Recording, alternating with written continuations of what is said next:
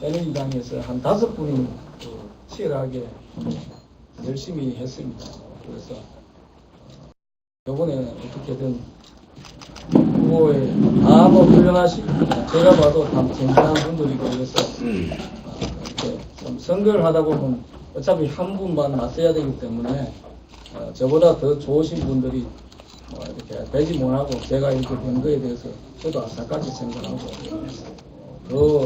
그분들이 못까지 해서 열심히 해서 반드시 본선에서 꼭 승리하는 게 또 보답하는 게 아닌가 그런 생각을 합니다. 그래서 하여튼 앞으로 언론에 계신 분들 이제 본선 기간 동안에 아직 많이 남아 있습니다. 그래서 앞으로는 좀 더 분당 판교를 위한 세심한 그런 정책 개발이라든지 공약이라든지 또 우리 부분별로 저희들이 만나서 좀 더 깊이 있는 대화를 나누는 그런 앞으로 선거를 해나가야 되지 않느냐 이런 생각합니다. 그래서 앞으로는 이제 그분들과 좀 더 일도 있는 그런 현안 문제에 대해서 좀 논의를 하는 시간을 저희는 가지려고 합니다. 이때까지 우리 여당 내에서 경선 경쟁을 하는 과정에서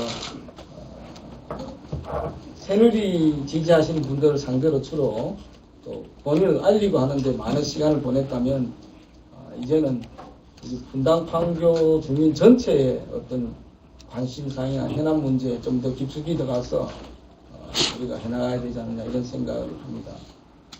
그리고 하여튼 과거와 달리 지금 뭐 언론에 계신 분도 아시겠지만 분당 판교가 이 분당갑이 굉장히 선거구 조정돼서 만만치 않습니다. 그래서 이 같이 참여하셨던 모든 분들이 다 한 마음이 돼가지고 이렇게 함께 우리가 새누리당의 승리를 위해서 같이 이렇게 좀 동참하고 협조할 수 있도록 저희들도 한껏 그렇게 같이 호응하면서 나가도록 그렇게 노력하겠습니다.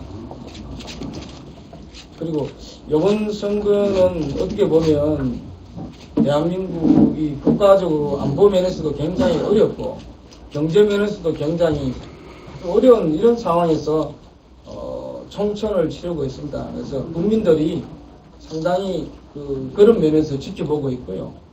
그런 면에서 지금 현재 야당이나 여당이나 이 공천 과정에서 여러 가지 불미스러운 것에 대해서 실망을 많이 하고 있습니다. 그래서 이 총선 기간 동안에는 우리가 국민들이 진정으로 원하는 그런 부분에 대해서 우리가 정말 그걸 중심으로 그런 이슈를 중심으로 우리가 진지하게 유권자들과 대화를 나눠야 하는 그런 선거를 해야 된다 그런 생각합니다.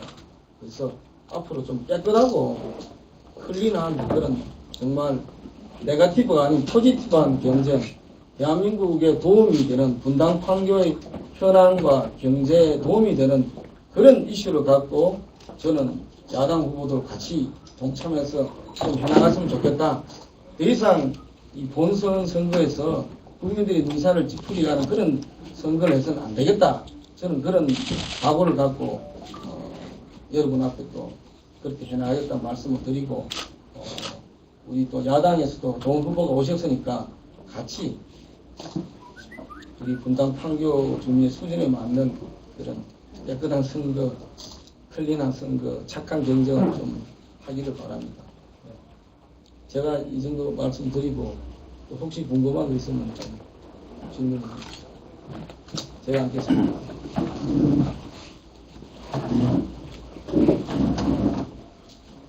우리 김원성 대표인데요. 1대1 대결이 예상되는데 상대 후보 전략선전으로 내려온 상대 후보에 대한 평가를 좀 해주시면.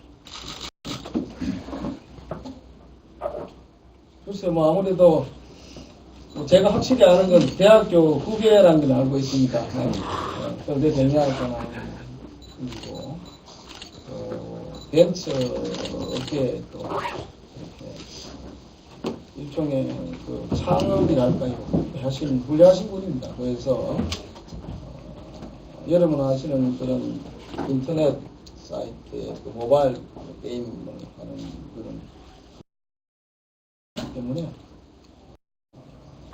그분도 뭐 실물 쪽은 좀 안다고 봐야죠. 그래서 저도 뭐 정치에 오늘 처음 입문한 신인이고 같은 또 신인의 마음에서 깨끗하게 아까도 이야기했듯이 그런 프레시한 경쟁을 한다는 것은 좋은 상대라고 생각하고 저는 뭐 아시는 바와 같이 공무원으로 33년간 있었습니다. 그래서 여러분 뭐 해병대 한 번 해병은 영원한 해병이듯이 공무원은 정부에 있을 때나 국가에 퇴직하고 난 후에도 여전히 마인드는 국가 안보나 국가 경제 이런 쪽에 뭔가를 우리가 좀 도와줘야 된다 이런 생각을 갖고 있습니다. 그래서 제가 그 99년에 한 2년 동안 김대중 정부 때 IMF 났을 때 거기서 경제비서실에서 제가 구조조정 총괄을 했습니다. 그래서 그때 IMF 위기를 극복했고 또 노무현 대통령 시절에는 재경부에서 재난소비세국장 하면서 세제개혁을 부동산 세제개혁을 제가 또 그걸 했고 또 이명박 정부에는 제가 그 금융위원회에서 글로벌 금융위기 났을 때 그걸 이제 지휘하는 걸 제가 또 맡았습니다. 하여튼 저는 위기 때마다 어려울 때마다 그걸 했고 제가 뭐 박근혜 정부 때는 출범하면서 그만뒀습니다만 아쉽게 도움을 못 줬습니다만 이제 퇴직을 했지만 지금 민간인 신분으로서 또 정치를 하는 입문에서 또 이 정부의 성공을 위해서 저는 도울 겁니다. 그래서 퇴직하나 공직에 있을 때나 공무원은 항상 그런 마음으로 정부를 어떻게 도와야 되겠다, 경제를 도와야겠다 그런 마음으로 저는 임하고 있다. 그런 의미에서는 아까 우리 그 상대 후보께서도 기업을 한 마음으로 또 이렇게 했다면 저는 국가 경제 전체에 여러 가지를 그동안 해왔고 또 많은 네트워크와 경험을 갖고 있기 때문에 이번에 분당 판교의 많은 현안들을 뭐 전에 있던 분들도 열심히 노력했지만 제가 와서 좀 더 문제 해법을 잘 알고 네트워크가 있으니까 제대로 좀 해낼 수 있지 않느냐 하는 기대가 큰 걸로 알고 있습니다. 그 기대에 반드시 보답하겠다는 말씀입니다. 무승기 기자입니다. 지금 선거구 일정으로 인해서 순회 1, 2등이 분당으로 넘어가면서 상당히 여야가 바뀐 격전지로 좀 분류가 되고 있는데요. 역대 그 집권 여당의 후보가 내려왔을 때 사실 뭐 고은길 장관을 제외한다면 그 전에 강봉준 참여정인가? 예. 네네. 그때 그 하셨던 분이 내려오셔가지고도 상당히 유리한 조건이었는데 실패했어요. 예. 그런 사례가 있고. 예. 그래서 오늘 이번에 순회동이 넘어가면서 예. 또 벤처기업에 또 그런 그 창업의 신화 가지고 계신 유명한 그 후보가 내려오고 상당히 조건이 좀 타이트하게 짜여져가는 그런 느낌인데 정말 이 분당갑 유권자들한테 내가 이러한 일을 못하겠다고 좀 회의하게 설명해 주실 수 있겠습니까? 예. 뭐 아까 말씀대로 뭐 과거에 비해서는 선거구 조정을 해가지고 소위 말하는 격전지가 됐다 이렇게 이야기를 하고 있는 게 저도 생각하고 있습니다. 그래서 우리 새누리당을 지지하신 분들께서는 이제 정말 좀 긴장하셔가 확실한 힘을 좀 모아줘야만 승리를 장담할 수 있다. 저는 그렇게 보고요. 제가 생각하는 건 그렇습니다. 사실 저도 이 분당 판교를 지역구로 택한 것 가운데 가장 큰 이유가 크게 보면 두 가지입니다. 하나는 판교가 앞으로 테크노밸리 제1, 제2까지 지금 하고 있는데요. 대한민국의 어떤 그동안 산업을 이끌어왔던 제조업의 신화가 이제 지금 상당히 위기를 겪고 있어요. 그래서 이 제2 테크노밸리, 이 판교 인디에서 우리 산업의 미래를 우리가 여기 열어나가야 된다고 생각합니다. 그래서 이런 미래를 열어나가는데 정말 이거를 뒷받침할 수 있는 전문가, 경제 전문가가, 행정 전문가가 와야 된다고. 정말 여기에는 세계적인 혁신 미래 기업들을 유치하고 지금 많은 스타트업 업계들이 지금 2차 테크노밸리에 들어서고 있습니다. 그래서 우리나라에 정말 미래 혁신 산업이 이렇게 총집결되어 있기 때문에 이분들이 제대로 할 수 있도록 인프라를 제대로 깔아주고 또 필요하면 여기에 특별법을 만들어서 예산 지원이나 여러 가지 정책적 지원이 좀 필요하다 봅니다. 이런 일을 할 수 있는 것은 그동안에 행정에 많은 노하우 경륜을 갖고 있는 분이 와야 된다. 저는 그런 생각을 합니다. 또 한 가지는 지금 이 분당 쪽은 여러분 아시겠지만 지금 신도시 개발한 지가 거의 30년 육박 이제 다다르고 있습니다. 그래서 지난번에 이 노후 도시를 재생하는 그런 문제가 초미의 관심사입니다. 그래서 지금 일부 지역은 리모델링을 추진하고 있는 지역도 있습니다. 그러나 제가 알기로는 분당의 많은 아파트 지역 가운데 리모델링을 할 수 있는 적합한 데는 아주 극소수입니다.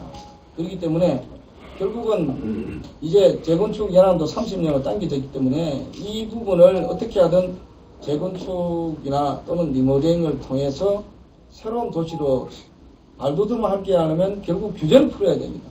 용적률이나 청구 규제를 풀어야 됩니다. 저는 그런 생각을 하고 있습니다. 왜냐하면 지금 판교에 다니시는 수많은 기업들 앞으로 제2차 테크노밸리가 들어서면 더 많은 기업이 들어설 겁니다. 근데 그분들 가운데 지금도 70%가 외지에서 출퇴근합니다. 그래서 굉장히 여러 가지 어려움을 호소하고 있어요. 그래서 이제 그런 부분 결국 주거단지를 만들어줘야 됩니다. 가까이서 하고 있는 주거단지를 만들어줘야 되는데 마땅한 그런 주변에 있는 택지 개발을 해서 임대주택을 종업 임대주택을 만들 문제 방법도 있는 거고 안 그러면 지금 노후화된 분당이 현실적으로 재건축하기 위해서는 규제를 풀지 않고는 용적률이나 청구를 규제를 풀지 않고는 재건축이 어렵습니다. 실질적으로. 그렇기 때문에 규제를 풀리면 새로운 재건축 도시가 들어서면 아마 여기도 새로운 도시로 탈바꿈할 수 있고 또 판교에 다니는 수많은 또 혁신 기업들의 좋은 주택 공급을 여기서 늘려줄 수 있는 겁니다. 재건축하면 주택 공급량이 뭐 상당 부분 3배 반 이상 이렇게 늘어나기 때문에 공급을 충족시키면서 또 살고 있는 분들에게 또 새로운 주택을 제공할 수 있는 이런 부분을 반드시 풀어야 된다고 생각하기 때문에 저는 그런 부분에 앞으로 국회에 가면 할 생각을 갖고 있고요. 또 한 가지는 지금 우리 판교 쪽에 여러분도 알고 계시지만 공공임대주택이 있습니다. 한 6천 세대가 되고 있습니다. 이 공공임대주택이 당시에 우리가 판교 개발할 때 이게 임대주택 10년 임대주택을 내면서 분양가 전환 문제에 대해서 다소 좀 이렇게 미래를 예측하지 못하고 이렇게 제도를 만들었는데 지금 시간이 흘러가면서 감정가도 상당히 시가에 접근하고 그래서 지금 살고 있는 분들이 굉장히 지금 분양 전환하는 상황에서 경제적으로 굉장히 어려운 생존권 문제까지 지금 생기고 있습니다. 그래서 이 문제도 반드시 국회에 가면 제가 해결할 수 있도록 어떤 법을 추진하는 문제부터 포함해서 해나갈 생각으로 있습니다. 그리고 뭐 그 밖에도 지금 여기 계시는 많은 분들 가운데 이 분당 판교에 계시는 분들이 주부들이 상당히 많습니다. 그래서 어제도 젊은 주부나 여성 인력을 활용하는 이런 부분도 굉장히 중요한 게 있습니다. 그래서 특히 주부들은 교육 문제 이런 거에 상당히 관심이 많습니다. 그래서 주부들의 보육하고 교육 문제에 대해서 저도 관심이 많고요. 특히 판교 쪽에는 기업들이 많은데 보육시설이 극히 부족하더라고요. 그래서 우리가 일과 가정을 양립하는 이런 국가가 이거를 좀 제대로 할 수 있도록 해줘야 되는데 가장 큰 문제가 애를 맡기고 할 수 있는 보육시설이 우리 분당 판교에 절대적으로 부족하다. 특히 판교 같은 데는 신도시 만드는 과정에 그런 부분이 굉장히 부족한 것 같아요. 그리고 성남 지역에 24시간 국공립 어린이집들이 꽤 있습니다. 우리 아직 경기도에 한 20몇 개가 있는데 성남에만 없습니다. 그래서 특히 이 판교나 이런 데 기업에 있는 분들 보면 퇴근 시간이 일정치 않지 않습니까? 그렇기 때문에 그분들이 언제든지 24시간 애를 맡길 수 있는 그런 보육시설이 있어야만 이 젊은 우리 여성 인력들이 우리가 저출산 문제까지 해결하면서 걱정 없이 우리가 일과 가정이 양립할 수 있는 그런 것을 좀 우리가 많이 넓혀줘야 되는 거 아닌가 이런 생각하고, 저도 선거운동하면서 많이 돌아봤는데 절대적으로 그 보육 국공립 어린이집 이 숫자도 굉장히 적은 거고요. 이쪽에 또 보육시설이 상당히 좀 약하더라고요. 그래서 이런 부분에 제가 앞으로 국회가 상당히 좀 노력해야 될 부분이 아니냐 이런 생각이 있고, 이 판교의 경우에는 기본적으로 아직 분당구청이 지금 판교까지 맡고 있습니다. 근데 판교라는 게 어마어마하게 인구가 늘고 기업이 늘었는데 분당구청이 커버하지 못한 부분이 판교에 많습니다. 그래서 판교에 예를 들면 경찰서 문제라든지 소방서 문제라든지 또 판교를 만들 때 판교역 하나만 했기 때문에 그 넓은 지역에 역까지 하나밖에 없어요.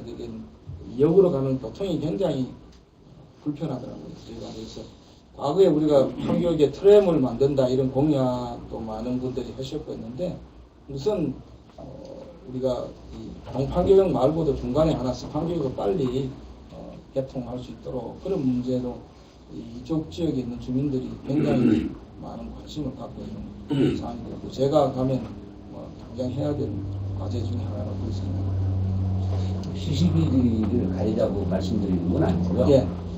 분당이 천당 밑에 분당이라고 해서 그 소리가 나오게 된 것이 계획된 도시이고, 또 따라서 생활, 그러니까 주거 환경 조건이 인구 밀집도라든가 이런 부분에서 가장 최적으로 맞춰져 있다 이러거든요. 그런데 이거를 재건축을 해가지고 지금 후보께서 말씀하신 부분이 재건축을 해서 용적률을 높이고 이런 부분을 만든다고 그러면은 인구 밀집도나 생활 주거 환경이 더 나빠질 수 있지 않겠느냐. 그런 부분에 대해서 지금 이 주변에 있는 땅덩어리가 넓어진 것도 아니고, 뭐 거기에서 더 어떤 그 기본 생활 조건에 맞는 그런 기본 시설들이 늘어날 수 있는 부분이 분당은 없거든요. 근데 거기다가 그 용적률만 높여서 층수를 올려주면 세대수만 늘어나고 인구 밀집도가 더 많아지면은 주거 환경이 나빠지지 않겠느냐, 그런 우려도 있는데. 예, 뭐 그런 뭐 지적도 있을 수 있습니다. 그러나 저는 그런 생각입니다. 지금 그 세계적으로 보면 가장 그 주거가 좋은 지역, 도심의 교통이 좋은데 밀집 지역들은 되게 청고 제한을 완화하고 용적률을 높여서 많은 사람들이 거주합니다. 저희가 이 주택 정책을 보면 우리가 주로 위성도시, 신도시를 확대하는 식으로 우리가 그걸 해왔습니다. 사실 도심 개발보다는 서울만 해도 지금 홍콩이나 뉴욕에 비하면 스카이라인을 굉장히 이렇게 많이 올려가지고 우리가 많은 근로자들이 교통 불편 안 겪으면서 거기서 자체적으로 소형 주택들을 많이 짓거든요. 근데 저희는 제일 좋은 땅덩어리에 가장 효율성 높은 데는 다 규제가 청구 제한을 막고, 저 면도리에 자꾸 땅을 파고 주택을 많이 짓면 그 부분들이 출퇴근하는데 굉장히 그 불편을 많이 겪고 트래픽이 더 생기는 거거든요. 왜냐하면 지금 뭐 판교 분당의 15층 아파트를 30층 한다고 해서 뭐 또는 40층 한다 이게 특별히 뭐 더 큰 집이 새 집 되는데 지하 주차장도 많이 파면 주차 문제도 해결할 수 있는 거고요. 다만 이제 뭐 예를 들면 분당 판교를 그렇게 해서 분당 판교에 거주하는 사람이 50만 명이 70만 명이 됐다. 그래 되면 물론 트래픽이 뭐 걸릴 수 있지만 상당 부분 사람들이 이때까지 서울에서 출퇴근하는 사람이 자체에서 분당에서 뭐 판교로 가고 대부분 그런 사람들이 또 되면 저는 그 문제가 오히려 더 줄어들 수 있지 않나. 서울에서 오는 사람이 지금 판교에 오는 사람이 70%인데 분당에서 판교를 출퇴근하게 만들면 훨씬 트래픽 문제도 난 줄일 수 있는 거 아니냐. 경제적으로도 교통 길가에 버리는 비용도 줄일 수 있지 않냐. 그렇게 생각하기 때문에 꼭 저는 우리 트래픽인데 분당 사람이 많이 살아가 서울 가는 교통이 막히는 게 아니고 출퇴근하는 사람이 판교에 출퇴근한 70%가 바깥에서 오기 때문에 트래픽이 더 막힌다. 저는 그런 생각을 하고 있습니다. 그래서 가장 좋은 땅은 가장 효율적으로 써야 되는데 굳이 산을 파헤쳐 가면서 저는 아파트를 지을 필요는 없다고 해요. 자연경관 그대로 유지하면서 녹지는 유지하면서 저는 그렇게 하는 게 옳은 방향이라고 생각합니다. 질문 하나만 더 예. 드려보겠습니다. 지금 단수공천으로 내려오셨고 지금 더불어민주당 김경환 후보도 전략공천으로 내려왔는데 그러다 보니까 지역 기반이 상당히 약한 게 사실이잖아요. 근데 지금 보면 그 후보님한테 저번에 그 장정원 의원이 한번 지지 선언한 뒤로는 나머지 후보님들이 어떤 지금 자세를 취하고 있고 또 특히 이종훈 의원님 행보도 좀 궁금한 편인데 지역 이 당 민심, 당심이라고 하나요? 이걸 어떻게 끌어모으실 건지 설명 좀 해주십시오. 기본적으로 사실은 5분 후보들이 지난 몇 개월간 이렇게 뭐 동양식 공천 제도 하에서 이렇게 열심히 한 거죠.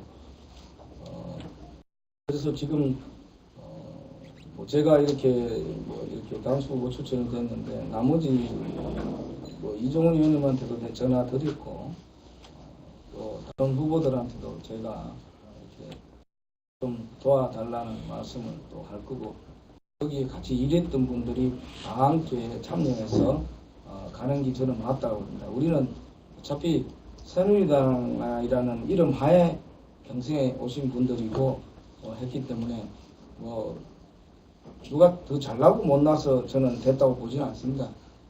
우리 이종훈 의원님은 여기 4년간 하시고 다른 후보들보다 제가 좀 더 일찍 와서 시작했습니다. 그렇기 때문에 제가 또 여론의 어떤 더 많이 받은 게 아닌가 이런 생각을 하고 그분들이 적극적으로 저를 돕도록 제가 상고초를 해서라도 저는 도와달라고 그럽니다. 그래서 어떻게든 우리 새누리당을 지지하는 많은 분들 또 그렇지 않더라도 중도층에 있는 이런 분들에게 저희 정책을 보고 이제는 좀 더 지지할 수 있도록 그분들을 포용할 수 있는 좋은 정책을 우리가 제시하는 게 저는 올바른 방향이 아닌가 생각하는 거였습니다. 이종훈 후보 뭐 향후 행보에 대해서 좀 아시는 게 있으십니까? 이종훈 후보요? 이종훈 의원. 그럼 제가 뭐 우리 이 후보는 이종훈 의원님 뭐 그거는 뭐 제가 뭐 알기보다도 제가 말씀드리기는 그렇고요. 그분이 또 잘 생각하셔가지고 또 하시고 저는 뭐 하여튼 제가 좀 도와달라는 전화는 일단 드렸습니다. 아무래도 우리가 모든 후보들이 제가만 입장을 바꿔도 3개월간 이렇게 같이 고생하시는데 그냥 이렇게 마음적으로 같이 일하시는 분들이 많지 않겠습니까? 그분들이 마음을 헤아릴 수밖에 없는가요? 저는 좀 질문드리겠습니다. 국회의원이라면 지역 정책보다 중앙 정치를 하시는데 국방부에서 발표했는데 중고도 대한민국 방어망 시스템 중고도 미사일 시스템 미사일 그러더라고요. 그럼 우리가 지금 중요한 국가 정책 중에서 고도로 방어에 있어가지고 사드가 있거든요. 지금 굉장히 문제가 되고 있는 사드 수입에 대해서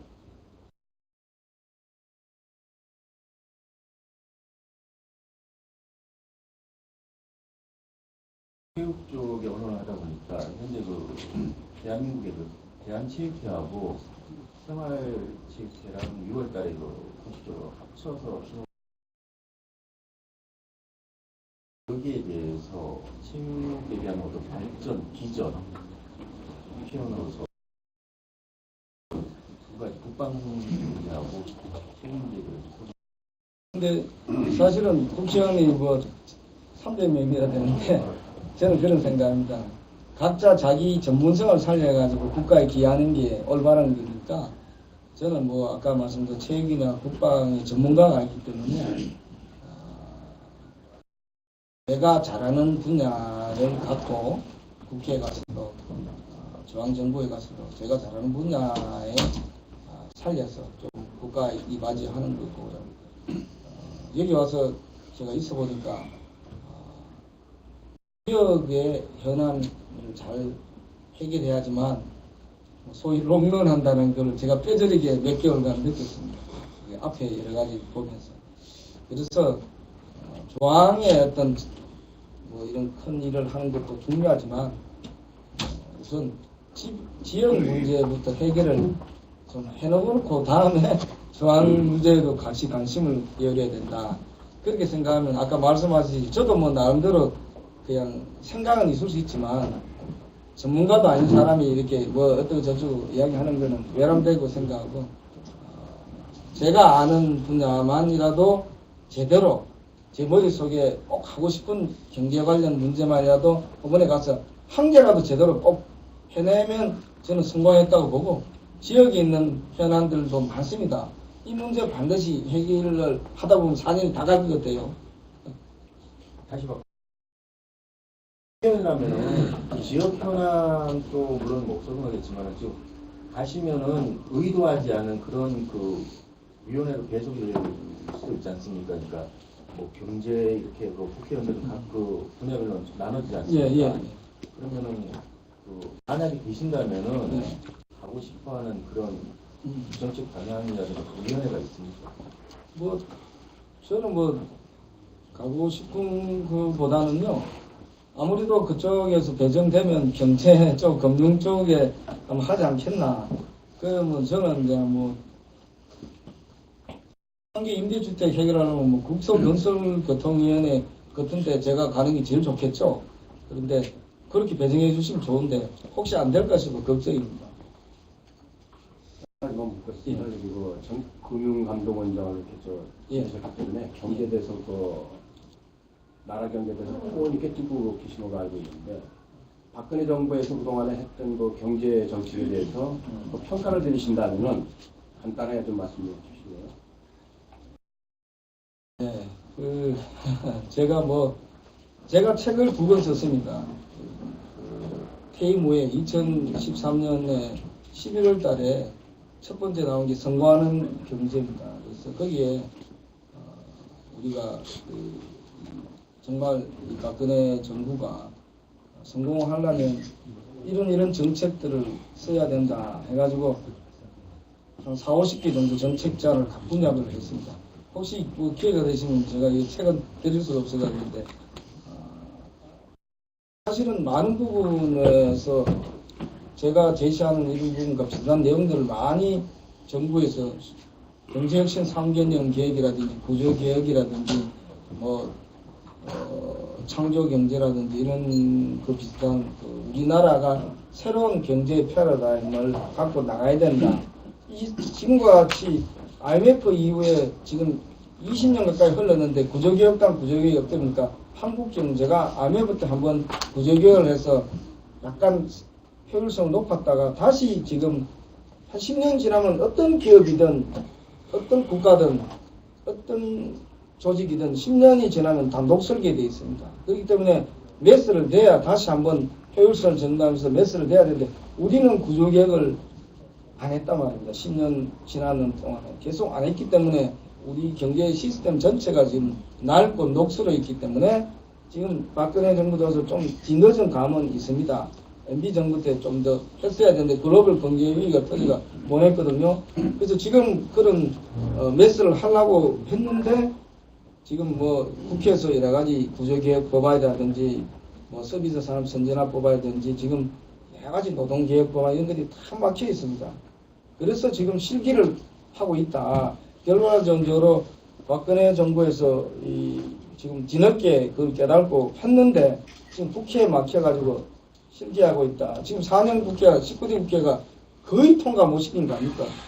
통과시킨 게 거의 없지 않습니까? 그래서 요번에 20대 국회에 가서는 아마 20대 국회 개원하면 바로 그런 법안들 가운데 몇 개를 통과 못하면 저는 반드시 2, 3년 후에 IMF 못지않은 위기가 닥친다. 저는 제가 30몇 년간 공무원의 경험으로서 본능적으로 느낍니다. 그 통과 못하면 아마 저는 19대 국회는 그 부분에 가장 국민에게 가장 큰 그 잘못된 책임을 져야 된다고 생각하고 20대 국회에서 만일 1, 2년 안에 들어가자마자 통과 못 시키면 정말 어려운 상황이 오지 않을까 저는 그런 생각입니다.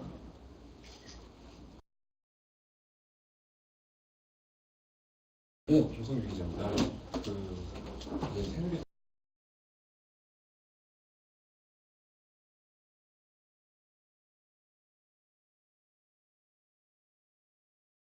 아까 말씀하신 부분 중에 말씀을 해주셨는데요. 우리 대형 안에 나도 사서라든지 어떻게 적용하시고 생각을 그래서 제가 뭐 사실은 새누리당의 5대 개혁 과제를 자세히는 제가 못 봤습니다. 왜냐하면 뭐 지금 우리가 아직은 그거 할 마음이 있는 것 없습니다. 아까 말씀하는 그 마드센터 이런 부분에 대해서는 이 분당 판교가 아까도 말씀드린 아파트 밀집 대표적인 지역이거든요. 그리고 지금 판교라는 그 젊은 그 청년 근로자, 청년 이 베이비 젊은 그 부부들이 맞벌이 부부들이 굉장히 많이 다니고 있습니다. 제가 아침에 판교에서 이렇게 명함을 돌리다 보면 판교에서 서울로 다른 지역으로 나가는 사람들이 거의 70% 정도로 많거든요. 그래서 아무래도 그런 분들은 이제 보육 문제가 제일 심각하죠. 같은 직장 내 이쪽에 살고 있으면 괜찮은데 그래서 저는 그런 생각을 합니다. 일단은 판교에 적어도 네이버라든지 이런 큰 그 판교에 있는 벤처 기업들은 자체 NC소프트 보니까 입설디다 보육센터를 또 만들고도 있고 추가로. 그러나 대부분의 벤처 기업들은 그거를 자체적으로 갖출 능력이 안 됩니다. 그래서 저는 이 국공립 어린이집 물론 확대해야 되겠지만 기업 내 사원형 보육센터를 공동으로 이렇게 몇몇 개의 기업이 공동으로 참여하고 국가가 좀 더 여러 가지 지원을 같이 보태가지고 민간이 공동으로 만드는데 정부가 뒤에서 좀 도와주는 그런 어떤 형태의 어떤 어린이집을 많이 좀 만드는 것을 정책적으로 좀 추진을 할 생각이고 아까도 이야기했듯이 그런 어린이집은 24시간 이렇게 좀 플렉시블하게 시간을 너무 이렇게 딱 퇴근하게 안 하고 이렇게 할 수 있도록 그런 걸 할 계획으로 있습니다. 그리고 지금 우리가 여성 그 친화기업 그런 게 뭐 가족 친화기업인가 그런 인정 제도라는 게 있습니다. 뭔가 하면 아주 유형 근무제 이렇게 보면 젊은 여성들이 한 4시간만 근무하고 싶은데 너무 이게 근무 시간이 길고 하면 보육하고 양립하기 어려우니까 그런 유형 근무제를 선택하는 좀 기업들이 좀 많이 나오면 잡 쉐어링도 되거든요. 그래서 그런 부분을 정책적으로 좀 지원하는 게 필요하다. 그래서 그런 가족 그 어떤 여성의 어떤 출산 휴가 이런 것도 좀 늘려주고 이런 식으로 하는 기업에 대해서는 지금 현재 정책적으로 여러 가지 혜택을 주고 있어요. 그래서 이런 가족 친화 기업의 어떤 지원 요건을 더 늘리고 수를 늘리면 우리 젊은 여성들이 좀 맘 놓고 애도 놓을 수 있고 출산할 수 있고 이런 것을 좀 우리가 제대로 좀 만들어가는 게 일단 여기가 판교가 제일 시급한 과제 중에 하나라고 저는 봅니다. 제가 한 번 말씀드릴게요. 그 현대백화점 있잖아요. 예. 거기 사건 때문에 지방에 있는 상권들 많이 죽었다고 많이 하시는데 거기에 대한 대책을 한번 말씀합니다. 글쎄요, 저도 사실은 판교에 원래는 원래 그 거리가 있지 않습니까? 판교에 로데오 거리인가 카페 거리인가 이쪽에 상당히 보니까 이 현대백화점 들어서고 난데 이쪽에도 좀 상권이 좀 죽어가고 있더라고요. 그래서 기본적으로는 이 판교에 주로 거주하는 사람보다는 출퇴근하는 사람이 너무 많다 보니까 여기 거주하는 사람만의 그 상권이 아무래도 형성이 되는데 그래서 그런 부분도 있고 주차난도 있더라고요. 그래서 사실은 이런 그 대형 백화점이 들어서고 많은 사람들을 이렇게 흡수해가는 그런 문제가 있죠. 그래서 이제 근데 또 이 판교 주민들 가운데는 또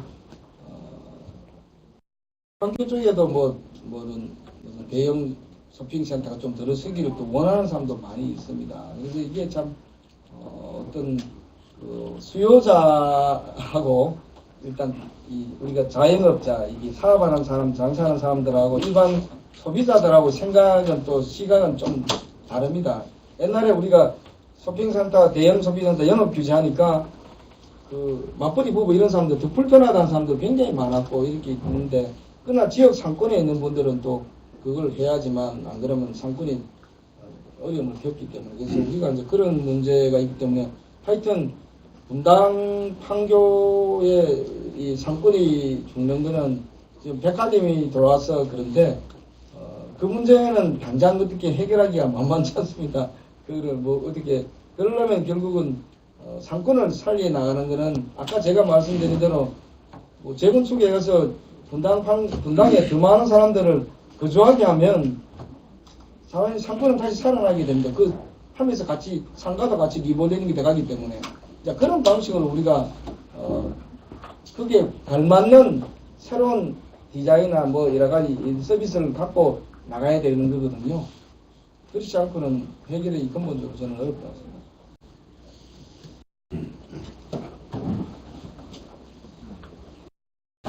선거들이 총선 기자인데요. 예. 기자 의견이 아니라 간담회니까 예. 잠깐 제가 가벼운 마음으로 여쭤볼게요. 지금 이 선거 사무실이 굉장히 분당 각지에서 역대 선거에서 많이 사용했던 지역 중에 하나예요. 건물 말고. 예. 굉장히 유권자들한테 눈에 띄는 요지 같은데 그런데 외환은행 건물이에요. 마치 이 후보님이 어딘가 지어 있었다 이럴 수도 있는데 연관해서 후보님의 과거 능력과 연관해서 이 외환은행과 연관해서 의구심을 갖는 일각의 세력들이 있다. 그 부분에 대해서 한번 보여주시죠. 뭐 아시겠지만 제가 처음에 서현동 이제 사무실이 있었지 않습니까? 도마빌딩이 작은 사무실이 있어요. 그래서 거기는 뭐 간판이 잘 안 비치고 이렇게 해서 저희가 여러분들이 거기는 너무 좀 선거사무소로 이렇게 노출이 안 된다. 그래서 좀 노출이 잘 되는데 알아보라 해서 지나가다가 이 사무실이 비어있다는 여기 광고가 있었어요. 그래서 제가 비어있다 그래서 한번 알아보라 그랬어요. 그래서 사실은 어차피 여기 3층, 7층 다 비어있었거든요. 그래서 이렇게 먹기 좋은데 사실은 처음에는 그 비어있었는데 저희가 이제 얻는 게 뭐 약간 끔찍하게 생각도 하더라고요. 선거하는 이 부분에 대해서. 그래서 저희가 많이 부탁을 했죠. 뭐 이왕 비어 있는 거 지금 쓰는 거 아니냐? 누가 와도 쓰는 거니까 좀 해달라. 그래서 그 대신에 뭐 간판 그런 것부터 모든 건 엄청나게 까다롭게 꾸려서 저희가 좋은 데로 못 끌고 저도 데려가라고 뭐 그랬습니다. 뭐 다른 분이 보기에는 야 그나마 그래도 본자니까 저거라도 얻은 거 아니냐 하고 생각을 하실 거예요. 역대 선거에서 이 건물을 얻기 위해서 수많은 사람이 거쳐갔는데 예. 한 번도 내주지 않았다 이러죠. 그때는 다 차 있어서 그런지 모르겠지만 보시기에 제가 우리 저가 다 비어 있으니까 되는 거. 지금은 뭐 어디 가서 비어 있는데 들었으면 고맙다고 생각해야지. 비어 놓는 것보다. 그 가벼운 질문 하나 할게요. 금강구 위원장을 하셨는데 원장님 하셨는데 그 5만 원권이 지금 최고액이지 않습니까? 네. 우리나라도 10만 원권 그때 얘기가 나왔는데 10만 원권 과연 되는 겁니까? 금강 위원장님. 근데요, 그게 이제 여러 가지 측면이 있어요. 저도 뭐 제가 이거 한국은행의 우리 담당인데, 이게 이제 10만 원권을 하는 게 지금의 어떤 우리나라의 경제 유통 규모로 보면 10만 원권이 나올 만도 하죠. 왜냐하면 미국의 500달러가 합세권이 제일 미국의 100달러가 되게 통용이 많이 되지 않습니까? 네. 미국도 이제 뭐 500달러짜리도 뭐 나오고. 그런데 우리나라에 10만원권, 지금도 5만원권 만드니까 유통이 잘한데, 해수율이 굉장히 낮죠. 그렇게 이게 항상 그 좀 음성거래나 불법거래 이런 쪽으로 이제 사용될 수 있고, 약간의 지금은 사실 디프레이션이기 때문에 물가를 올리는 그런 화폐 가치를 떨어뜨리는 그런 가치를 떨어뜨리는 그런 어떤 우려는 상대적으로 덜하는데 그러나 여전히 그런 좀 너무 음성적으로 이렇게 우리가 좀 활용될 수 있는 가능성. 지금 5만 원권도 세수율이 굉장히 낮습니다. 집에 왜냐하면 지금 저금리이기 때문에 굳이 뭐 이렇게 세금을 포탈하기 위해서 쌓아놓는 사람들이 굉장히 많습니다. 그래서 그런 면을 저는 제일 걱정스러운 거 아닌가. 우리가 초기에 그 정책 지하 경제 이런 문제에서 초기에 정책상 그 5만 원권과 10만 원권 같이 보완된 걸로 저는 알고 있거든요. 제가 알기로는 그때도 우리가 금융실명제와 같이 깨끗한 이 지하 경제를 없애는 그런 차원에서 10만 원권은 너무 우리가 도입하기에는 아직 너무 음성화의 도구로 쓸 수 있다. 이 결정을 했기 때문에 안 거라 알겠습니다. 그런 공감대가 아직도 있을 겁니까 국민들이? 자, 네. 예. 그래요. 고맙습니다. 고맙고, 여기 오시면 식사를 다 대접해야 되는데, 그래서 잘 하시잖아요. 식사 드시고. 그래서 오늘 고맙고, 우리 고역도 많이 좀 지지를 부탁드립니다.